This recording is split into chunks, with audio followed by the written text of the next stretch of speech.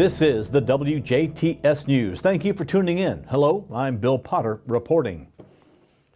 The Garden Gate Wine, Beer, and Jazz Festival will take place in the Huntingburg Market Street Park this Saturday, April 30th from 11 a.m. to 5 p.m. Eastern Time. There will be live entertainment starting with Maddie Nycum from 11:30 to 12:30 on the back porch of Old City Hall. Bumpin' from Cincinnati, Ohio will be on the main stage from 12 to 2. Michael Gray's Jazz Band will be on the back porch of the Old City Hall from 2 to 3. And Hermonas Latin Jazz from Louisville will be on the main stage from 3 to 4:30. There will be several brewers, wineries, and food vendors on site for all your food and drink needs. Tickets are $25, which includes a souvenir glass and sampling. Admission with no sampling is available for $10. For more information or to purchase tickets online, go to gardengatefestival.com, or you can call Becky Hickman, 812-827-8274, 812-827-8274. 5 seminarians received the Order of Deacon from the Most Reverend Charles Thompson, Archbishop of the Archdiocese of Indianapolis, at the St. Mindred Archabbey Church in St. Mindred on April 23rd. The newly ordained deacons are Jose Neri and Jack Wright for the Archdiocese of Indianapolis, Brother Fraternus Fidelis, OSB, for Hanga Abbey in Tanzania, and Brothers Gregory Sambi, OSB, and Deodatus Satu, OSB, for Mimvi Abbey, also in Tanzania. All are students at St. Mindred's Seminary and School of Theology. Others in their class will be or have been ordained deacons in their respective dioceses. In the Catholic faith, a deacon can preach, baptize, witness marriages, offer communion to the sick and aged, and perform ministerial duties. The newly ordained deacons are transitional deacons, meaning they are preparing for ordination into the priesthood. Many Catholic dioceses also have permanent deacons who carry out the same role but are not studying for the priesthood.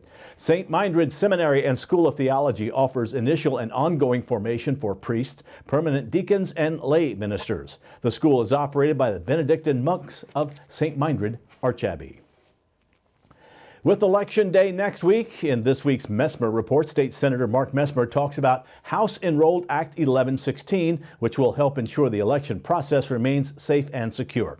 Here's State Senator Mark Messmer with his report. Hello, this is State Senator Mark Messmer with this week's Messmer Report. Maintaining a safe and secure election process is at the heart of our form of democracy. From the founding of our country and the meeting of the first United States Congress, the integrity of our elections has been of great importance, ensuring we are, in fact, a government of the people, by the people, and for the people. In recent years, we have seen a questioning of just how safe and secure the vote counting process is. To address this and preserve the integrity of our elections, I supported passage of House Enrolled Act 1116 this session. House Enrolled Act 1116 requires all electronic voting machines in Indiana to incorporate a voter-verifiable paper audit trail by the 2024 election. This will provide a reliable way for both voters and election officials to confirm the electronically recorded votes are accurate. House Enrolled Act 1116 also extends the requirement for each county to maintain an election security agreement with the Indiana Secretary of State. This legislation also makes changes to the absentee voting process. House Enrolled Act 1116 requires anyone requesting an online absentee ballot application through the statewide voter portal to provide either the driver's license number or the last 4 digits of their Social Security number, adding an extra layer of identification. In 2020, researchers from the University Consortium of Northwestern, Harvard, Northeastern, and Rutgers reported 38% of Americans lacked confidence in the fairness of the 2020 presidential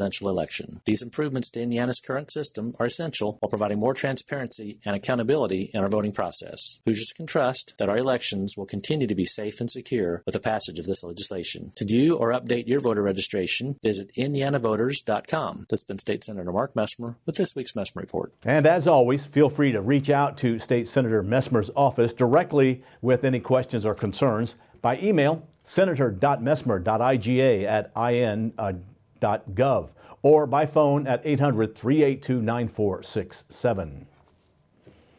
U.S. Congressman Larry Bucshon met with leaders at RTC Communications last week. Bucshon heard an update on RTC's efforts to expand broadband in the rural community.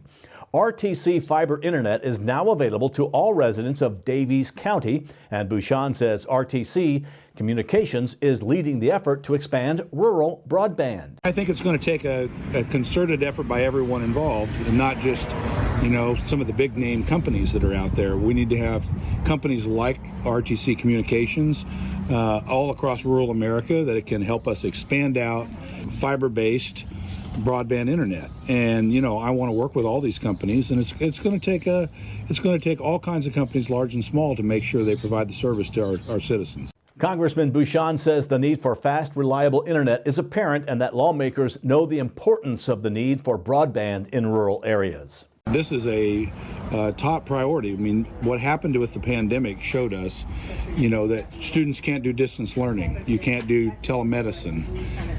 And also, you can't have economic development in areas of your state or your district or your town that don't have access to broadband internet. So this is a high priority for Congress. RTC Communications is currently working on several projects. Stay tuned for updates on the latest in local broadband. Now stay tuned. WJTS News will continue in a moment with a look at weather. Kurt Guxel steps in with a look at sports, but we also have Brian Beezer Schwank as he makes his way to the Du Bois County Humane Society coming up on 18 WJTS.